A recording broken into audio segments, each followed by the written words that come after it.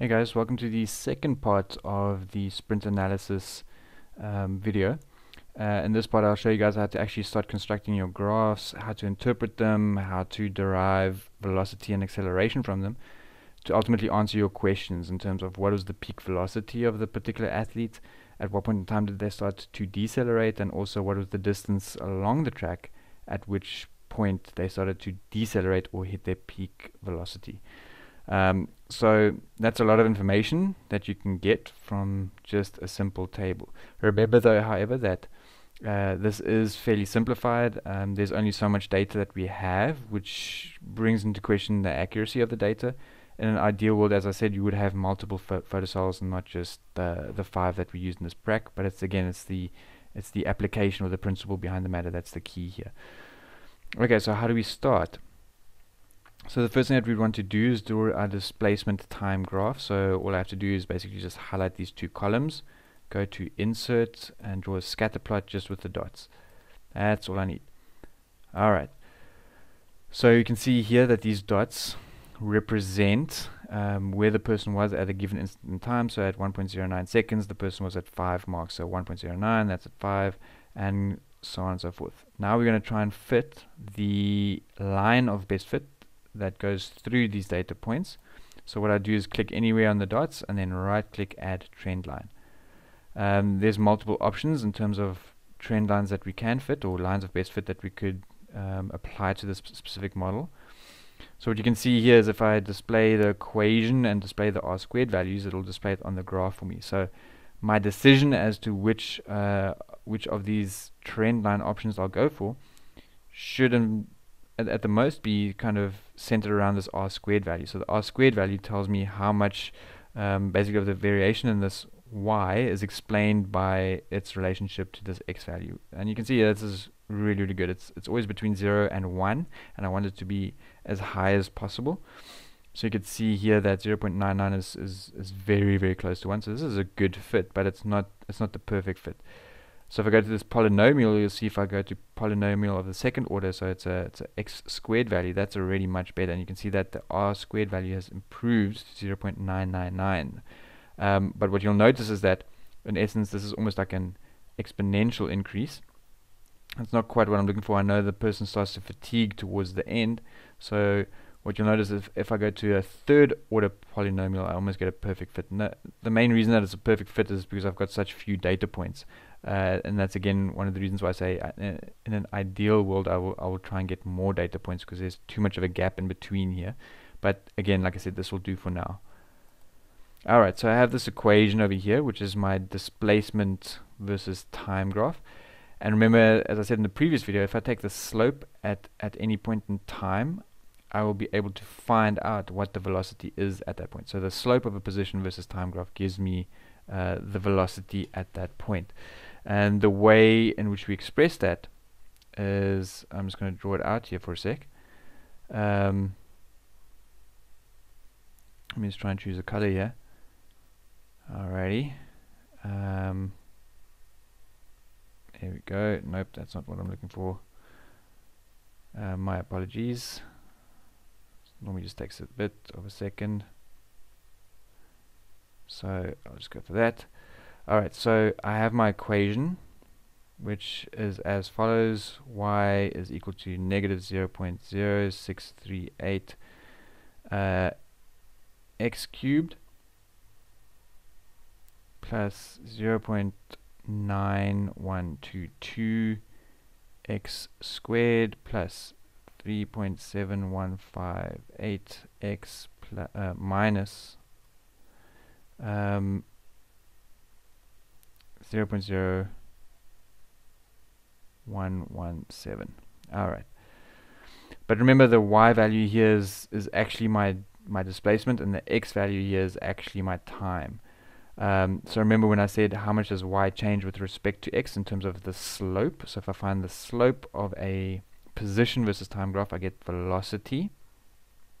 And the way that I said that you get that is you multiply this exponent by the constant or the coefficient that's in front here. So it'll be 3 times negative 0.0638 times x, exponent minus 1, so that's 3 minus 1, which is 2, plus, again, the exponent multiplied by the coefficient, so 2 times 0.9122 x to the power of 2 minus 1, which is 1, which is just x, plus 3.7158.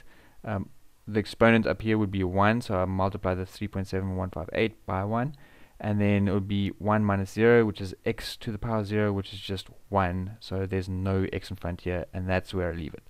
Okay, so that should, if I just multiply these out, give me the following values: negative 0.1974 x squared plus 2 times that gives me 0.18244 times x plus 3.7158.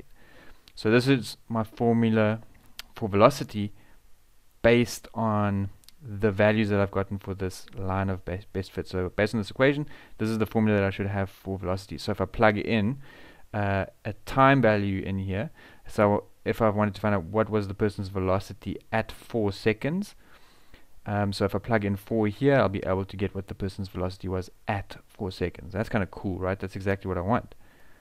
Alright, so how do I start going about that?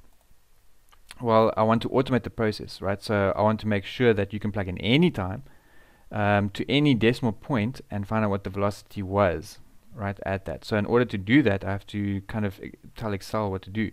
So my first job is to try and find if I can write a formula to get these coefficients, to extract that from this data. And there is such a formula. It's called line est. So you just type into a cell is equal to line est, and then press tab. Then it tells you what you need to do, what you need to plug into this specific formula. Highlight all the known y's. So I just go to my table, highlight the column of whatever's on the y-axis, press comma, highlight all the values that are on the x-axis, right? Then I press shift and press the number 6 to get this to the power of symbol, and then I have to press shift and you get these squiggly parentheses that you'll have to find on your keyboard to tell it I need to find the line that best describes this as a polynomial to the power of 3. So that'll be once you've got the squiggly brackets open, press 1, 2, 3, then close it with a squiggly bracket, then close it with a parentheses. Okay, don't press enter yet. This is just going to give you the line that estimates it, but I'm looking for the coefficient over here. So if I just go in front of the line est and I press type in index, press tab, and then at the end I just press comma 1 to give me the first coefficient, close parentheses, and press enter. So you'll notice that it's negative 0.0638. That's exactly what I have here, so that's looking good. So I've got the first coefficient. I highlight all of that, press Control C to copy it, and then I press Control V, press enter again, Control V, press enter again, Control V. So this is in terms of coefficients, this is my first one, second one, third one, fourth one. Alright. All I need to change here is the one that it extracts. So extract the second coefficient, extract the third coefficient, and extract the fourth coefficient. And you should see that each of these coefficients correlates with the one that I have in this particular formula. So I'd be able to now construct a graph where I could simply enter the time and it should give me what the person's position was. So if I just say, if this is where I want to enter the time value, I want to find out what the position is at any instant in time. All I'm going to do is press equals, open parentheses. So I'm going to say is equal to this coefficient, which is the coefficient in front of the x3, multiplied by, again parentheses, this particular no, that particular time, because that's the time that I want to enter, then to the power of 3, close parentheses, plus that coefficient, oops, that's not plus,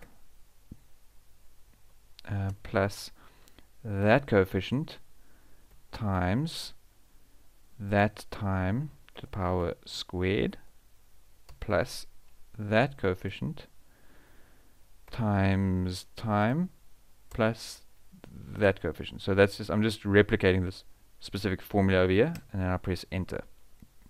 So now I can press any time in there. If I wanted to find out what was the person's position at this time, so if I just replicate that time, I press in 1.09 and press enter. You can see here that it says 5.03. That's pretty much exactly where the person was. If I put in 1.91, this should tell me that the person was around about 10 meters, right? 0.99 or 9.96. So what we can do is just round this off to the nearest whole number, right? So if I put 1.09, it gives me 5. If I put 5.83, it should tell me 40. And if I put 7.17, it should tell me 50.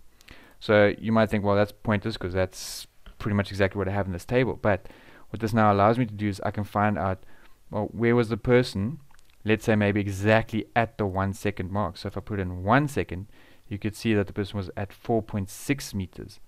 Let's say if I wanted to find out where the person was at 3 seconds, and the person was at 17.6. So all this stuff that's missing in between here, data points that I don't actually have, can be estimated by this line. So now I can find out exactly where the person was at a given point in time. Alright, let's try and see if I can construct the velocity time graph. So what I'm going to do is I'm going to copy this time, and I'm going to type in velocity over here. Velocity. Alright, so now I need to find the coefficients for velocity. But coefficients were simply derived from this by multiplying out the coefficient of the displacement versus time by the exponent. So let me just move this down a little bit. So I want to find the coefficient for velocity, and there should be 3. 1, 2, 3. Alright, so this is going to be equals simply this one times 3, press enter. The next one is equal to this one times 2, press enter. And the next one is just equal to that times 1, which I don't have to press times 1, right? So that's the coefficients. So those coefficients should be the same as what I have over here, negative 0.1974, 0.18, etc., etc. So that's exactly what I have over there. So then I'm just going to reconstruct it and say multiplied by the time. So what I want to find out now is what the velocities were at these respective times, and then I can reconstruct it and get the equation for that. So this is equal to this coefficient, and I want to block it, so I just press Shift F4 or just F4 on your computer so that it gets these dollar signs in front of it,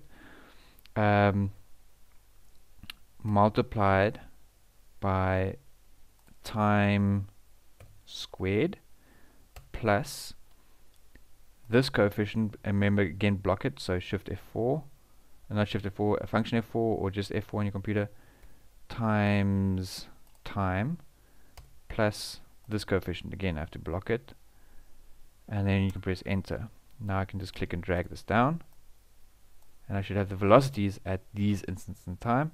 I want to draw the graph for that, so I highlight it, insert scatter plot just with the dots. Again, I'm just going to move this into place over here, click on any dot, right click, add trend line, go to the bottom again, display graph, display R value. You can see a linear function would not give a good estimate of the equation representing the line of best fit through these points. There's too much variation, but what you'll notice is as soon as I go to polynomial second function, again I have a perfect fit over here. So in essence what this graph shows me is that velocity was increasing and then hits some peak at some point in time and then starts to decrease again. So that looks fairly useful. So now how can I use this information to find out the acceleration? Alright, so let's do that quickly. So up here, the rate or acceleration, remember, is defined as the change in velocity over the change in time. So it's again the slope of a velocity versus time graph gives me the acceleration. So I'd use the same principle over here. So I just do 2 times negative 0.1974 times x. 2 minus 1 is 1, so that just becomes that, plus 0.18244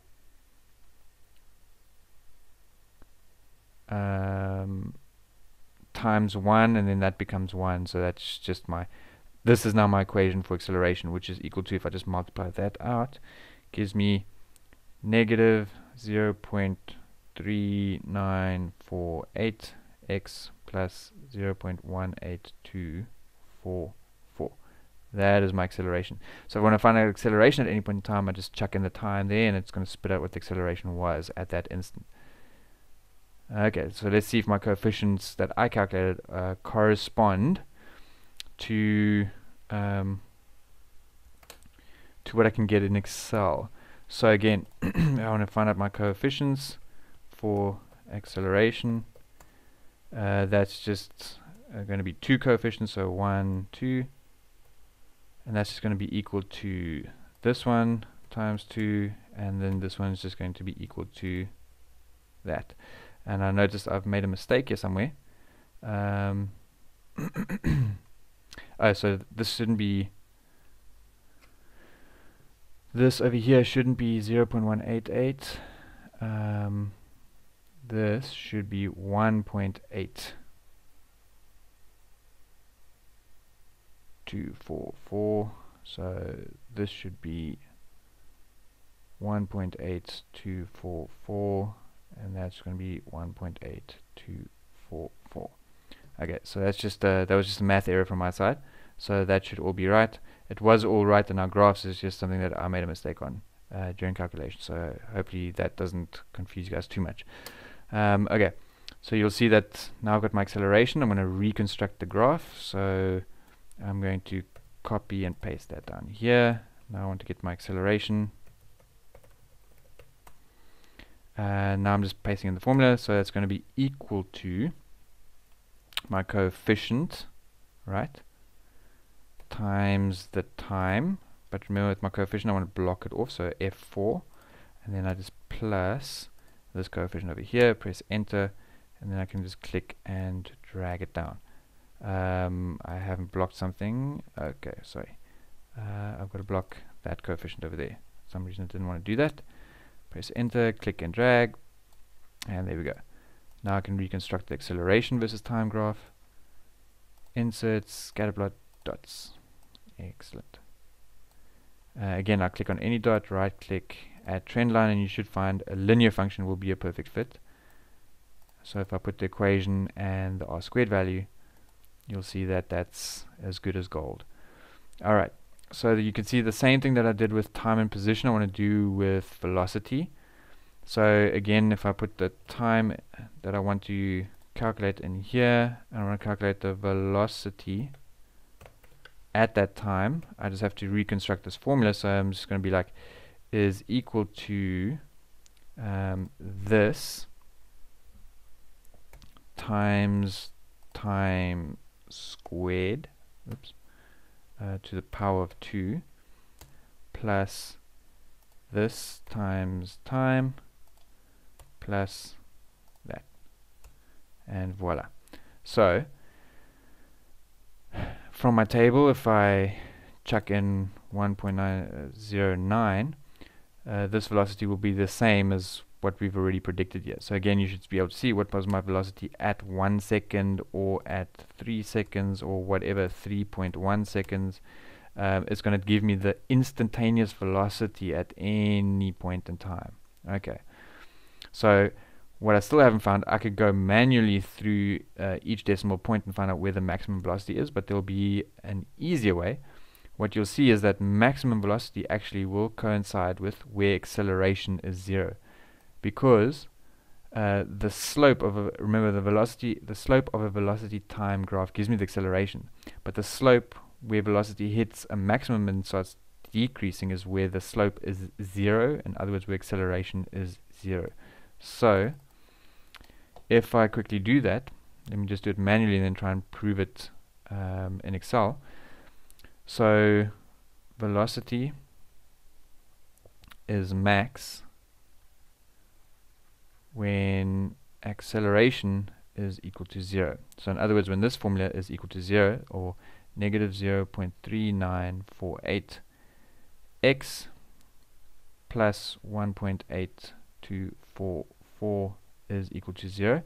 And hopefully these x's don't confuse you. Remember, x is just the traditional what's on the x-axis, but our x's have been replaced by times. So it's in essence where time, or x, is indicative of the time.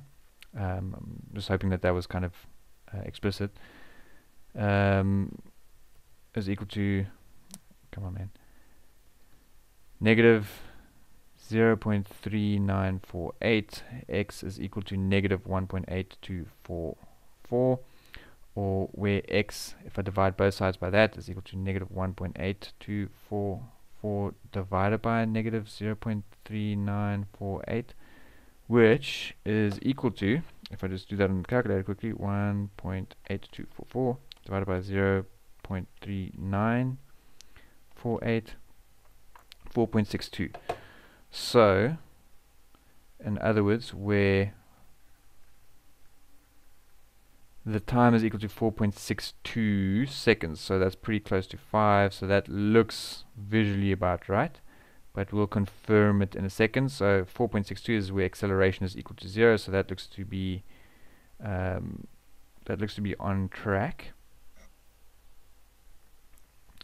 So that's what I want to do next, is find out, if I plug in a time, what is the acceleration. So I'll follow the same principle as I did just now.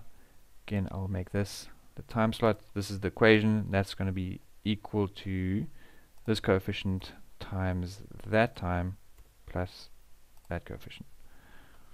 Okay, so if I want to find out what the time is, or at what the acceleration at a given time is, so let's say if I put 4.62 in, you can see that's pretty close to 0, right?